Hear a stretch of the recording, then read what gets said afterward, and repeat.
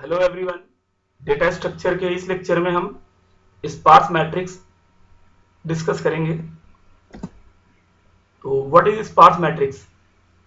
Sparse matrix एक 2D array होता है जो m into n का मैट्रिक्स होगा, जिसमें मैक्सिमम एलिमेंट जीरो होंगे। मतलब बहुत कम एलिमेंट नॉन जीरो होंगे, बाकी maximum most of the elements are zeros and very few elements are significant, means non-zeros element are very few there. तो इसको देख लें। इन computer programming A matrix can be defined with A two dimensional array, any array with m in columns and n rows represent an m into n matrix. There may be situation in which a matrix contain more number of zeros values than non-zero values. Such matrix is known as sparse matrix. Sparse matrix is a matrix which contains very few non-zero elements. When a sparse matrix is represented with two-dimensional array, we waste a lot of space to represent that matrix. मतलब zero element को रखने के लिए space waste होगा। अगर आपकी 100x100 की matrix है तो उसमें 10,000 ब्लॉक्स बन जाएंगे, और उसमें ज्यादातर एलिमेंट जब जीरो ही हैं तो उनको रखने की क्या जरूरत है। एक्चुअली जो कंप्यूटर साइंस स्पार्स मैट्रिक्स पे इतना फोकस कर रहा है, उसका मतलब सिर्फ इतना है कि स्पार्स मैट्रिक्स में स्पेस बहुत वेस्ट होता है जीरो एलिमेंट को रखने के लिए। मतलब मेरा 10,000 ब्लॉक का 2D एरे है, मान लीजिए 100x100 का, तो उसमें मैक्सिमम एलिमेंट जब जीरो ही है तो what is the need to store that zeros. उन जीरोज को हम ना रखें, सिर्फ जो नॉन जीरो वैल्यू है उसको रखें। ठीक है, और ये बता दें कि किस जो नॉन जीरो वैल्यू है वो ओरिजिनल मैट्रिक्स के किस रो के किस कॉलम की है, उसकी वैल्यू क्या है। So when a sparse matrix is represented with a two-dimensional array, we waste a lot of space to represent that matrix. For example, consider a matrix of size 100 into 100 containing only 10 non-zero elements, जिसमें से non-zero element 10 है. In this matrix, only 10 spaces are filled with non-zero values and remaining spaces of the matrix are filled with zeros. तो 100 into 100 की matrix में 10 non zero values हैं, तो 10 element सिर्फ non zero होंगे और बाकी सारे मैट्रिक्स के सारे एलिमेंट फिल होंगे जीरो वैल्यू से। That means totally we allocate 100 into 100 into 2।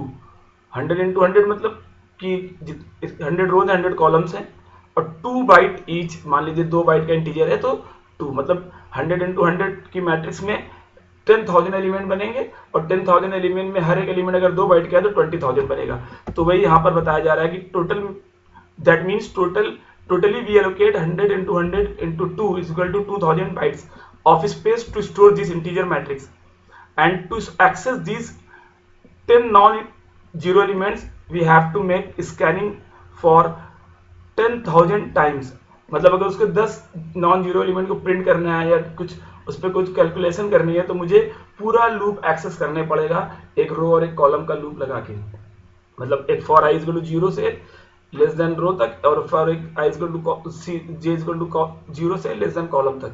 To make it simple we use the following sparse matrix representation. इसको सिंपल बनाने के लिए हम लोग स्पार्स मैट्रिक्स को दूसरे तरीके से रखते हैं। मतलब हम सिर्फ उन एलिमेंट्स को रखना चाहते हैं जो सिग्निफिकेंट है। जो जीरो जीरो जीरो एलिमेंट्स है उसको हटा देंगे हम, जितने जीरो है सबको हटा देंगे, उनको नहीं रखेंगे, सिर्फ हम नॉन जीरो वैल्यूज को स्टोर करेंगे। देखिए इस तरह से स्पार्स मैट्रिक्स को रिप्रेजेंट करने के हमारे पास दो तरीके हैं। एक तो ट्रिपलेट रिप्रेजेंटेशन है जिसमें एरे रिप्रेजेंटेशन है, दूसरा लिंक रिप्रेजेंटेशन है जिसमें हम एक लिंक लिस्ट बना देते हैं नॉन जीरो वैल्यूज की। तो there are two methods of representing a sparse matrix in computers memory. Computer की मेमोरी में स्पार्स मैट्रिक्स को रखने का दो तरीका है, ट्रिपलेट रिप्रेजेंटेशन यानी एरे वाला, एंड लिंक रिप्रेजेंटेशन यानी लिंक लिस्ट वाला। तो let's see what is triplet representation. Triplet representation or array representation, in this representation we consider only non-zero values along with their row and column index values। हम सिर्फ non zero value को consider करते हैं उनकी रो और column की index के साथ, कि वो पर्टिकुलर नॉन जीरो वैल्यू किस रो का और किस कॉलम का है, मैं ये रख दूं बस। In this representation the zeroth row stores the total number of rows, total number of columns and total number of non zero values in the sparse matrix. इसमें जो पहली रो होगी, जो जीरोथ रो होगी, उसमें हम लोग तीन बातें रखेंगे। तो ओरिजिनल मैट्रिक्स जो स्पार्स मैट्रिक्स है वो कुल कितने रो की है, कितने कॉलम की है, उसमें कुल सिग्निफिकेंट वैल्यूज कितनी है। और फिर जो कंसेक्यूटिव रोज होंगी उसमें कौन सी रो का कौन से कॉलम का क्या वैल्यू है, ये रखेंगे। तो इसको हम लोग देख सकते हैं, for example consider matrix of size 5 × 6 containing 6 number of non zero values. मान लीजिए कि एक 5 × 6 का एक मैट्रिक्स हमारा ये 1 2 3 4 5 1 2 3 4 5 6, इसमें 5 रो और 6 कॉलम है, और इसमें देखिए कुल सिग्निफिकेंट वैल्यूज 9 है, 1 2 3 4 5 6, कुल सिग्निफिकेंट वैल्यू 6 है। अब यहां पर जब मैं इसको इस मैट्रिक्स को ट्रिपलेट रिप्रेजेंटेशन में रिप्रेजेंट करूंगा तो ये इस तरह की बनेगी। हमें सिर्फ रो रखना है, कॉलम रखना है, वैल्यू रखनी है। मतलब मुझे ये बताना है कि किस रो के किस कॉलम में क्या वैल्यू है। तो यहाँ पर देखिए जो पहला रो है उसमें मैंने सिर्फ ये रख दिया है कि जो ओरिजिनल मैट्रिक्स है मेरी ये वाली, इसमें कुल कितनी रो है, कितने कॉलम में कितनी सिग्निफिकेंट वैल्यूज हैं। तो पहले रो में हमने ये दिखाया है कि ओरिजिनल मैट्रिक्स में कितनी रो है 5, कितने कॉलम है 6, कुल सिग्निफिकेंट वैल्यूज कितनी है 6। अब आगे की रोज में ये रखेंगे कि किस रो के किस कॉलम की क्या वैल्यू है। तो देखिए 0 वाली रो के 4 वाले कॉलम में क्या है 9 है, तो यहाँ पे हमने 0 वाली रो के 4 वाले कॉलम में 9 है। अब देखिए 1 वाली रो के 1 वाले कॉलम में क्या 8 है, तो 1 वाली रो के 1 वाले कॉलम में 8 है। अब देखिए 2 वाली रो के 0 वाले कॉलम में 4 है, 2 वाली रो के 0 वाले कॉलम में 4 है। अभी देखिए 2 वाली रो के 3 वाले कॉलम में क्या है 2 है, तो 2 वाली रो के 3 वाले कॉलम में 2 है। अभी देखिए 3 वाली रो के 5 वाले कॉलम में क्या है 5 है, तो 3 वाली रो के 5 वाले कॉलम में 5 है। अभी देखिए 4 वाली रो के 2 वाले कॉलम में 2 है, 4 वाली रो के 2 वाले कॉलम में 2 है। तो इस तरह से हम रखेंगे। तो ये मेमोरी में हम रखेंगे, ये वाला नहीं रखेंगे, ये वाला रखेंगे तो स्पेस कम लगेगा, ठीक है ना। अभी जैसे ये 5 × 6 की मैट्रिक्स है, मान लीजिए ये 100 × 100 की मैट्रिक्स होती है और सिर्फ 10 एलिमेंट सिग्निफिकेंट होते हैं, तो मैं 10,000 यानी 20,000 बाइट एलोकेट होती है और सिर्फ 20 बाइट में सिग्निफिकेंट वैल्यूज होती हैं। तो उस इंफॉर्मेशन को ट्रिपलेट रिप्रेजेंटेशन में रखने से स्पेस बहुत इफिशिएंटली यूज होगा। In above example matrix, there are only 6 non-zero elements. Those are 9, 8, 4, 2, 5 and 2. And matrix size is 5 × 6. We represent this matrix as shown in the above image. Here the first row in the right side table is filled with values 5, 6 and 7, which indicates that it is a sparse matrix with 5 rows, 6 columns and 6 non-zero values. तो पहली रो में ये बता देते हैं कुल कितनी रो है ओरिजिनल मैट्रिक्स में, कितने कॉलम है और कुल सिग्निफिकेंट वैल्यूज कितनी है। फिर आगे की रोज में किस रो के किस कॉलम में क्या वैल्यू ये रखते हैं। अब इसको सी प्रोग्रामिंग में इंप्लीमेंट करना बहुत आसान है। देखिए the second row is filled with 0, 4 and 9 which indicates that non-zero values for 9 is at 0th row and 4th column। तो ये आप समझ ही गए हैं। implementation of array representation of array representation of sparse matrix। array representation of sparse matrix क्या होता है इन सी language. देखिए पहले मैंने एक मेन प्रोग्राम बनाया, इसमें int एक लिया array a और दूसरा ले लिया b, तीसरा ले लिया c और i j r c और k = 1। k = 1 हमने लिया, ये ध्यान रहे। m 0 है, ये भी ध्यान रहे। x y और z है, ठीक है। तो हम a मैट्रिक्स में वैल्यू स्टोर कराएंगे और फिर उसको c वाली में, c या b में उसका स्पार्स मैट्रिक्स हम स्टोर करा सकते हैं। c में भी करा सकते हैं, b में भी। हमने तो एक एक्स्ट्रा मैट्रिक्स यहाँ पे ले लिया है। इसको इसलिए ले लिया है कि अगले प्रोग्राम में हम आपको स्पार्स मैट्रिक्स का ट्रांसपोज भी बता सकते हैं। अब देखिए हमने यहाँ लिखा print enter row size and column size of the matrix A. तो रो साइज और कॉलम साइज बताइए। तो आपकी जो पुरानी मैट्रिक्स अभी मैंने एग्जांपल लिया है, तो आप रो 5 और कॉलम 6 बता दीजिए।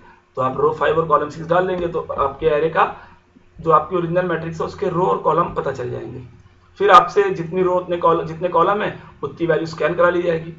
अब देखिए enter element for the matrix, तो आपकी मैट्रिक्स में एलिमेंट चले जाएंगे। अभी ये मैट्रिक्स आप ओरिजिनल वाली डाल लो जो स्पार्स वाली है, अभी ट्रिपलेट रिप्रेजेंटेशन बाद में बनेगा। अभी हमने पूरी मान लीजिए कि आपने 5 × 6, तो 5 × 6 के 30 एलिमेंट्स इसमें स्टोर हो जाएंगे ए के आई जे पर, ठीक है, जैसे आप स्कैन कराते हो। फिर इसमें हमने उस एलिमेंट को प्रिंट कर दिया, फिर मैंने पूरी ओरिजिनल मैट्रिक्स को प्रिंट करा दिया एज इट इज।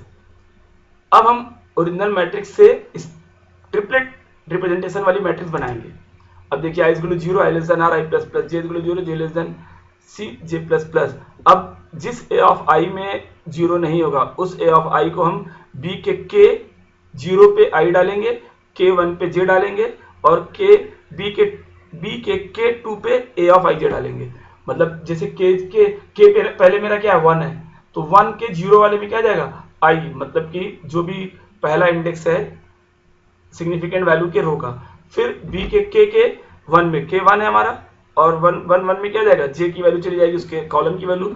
फिर बी के के टू में वो वैल्यू जाएगी जो ए के आई जे में है, ठीक है। फिर के प्लस प्लस होके 2 हो जाएगा और एम प्लस प्लस होके 1 हो जाएगा। मतलब ये बता रहा है कि नंबर ऑफ एलिमेंट कितने हैं, एम में टोटल नंबर ऑफ एलिमेंट्स आ जाएंगे, क्योंकि जितनी बार ये वाला इफ ट्रू होगा उतनी बार ये असाइनमेंट होंगे बी वाली मैट्रिक्स में, और K plus plus M plus plus हो जाएगा, क्योंकि के इसलिए बढ़ा रहे हैं क्योंकि हम जो ट्रिपलेट रिप्रेजेंटेशन है उसके अगले वाले वैल्यू में चले जाएं। अभी मैंने बी वाली मैट्रिक्स के जीरो वाली रो को छोड़ा हुआ है और के मेरा 1 से शुरू हो रहा है, एम प्लस प्लस ये वैल्यू स्टोर होती जाएंगी।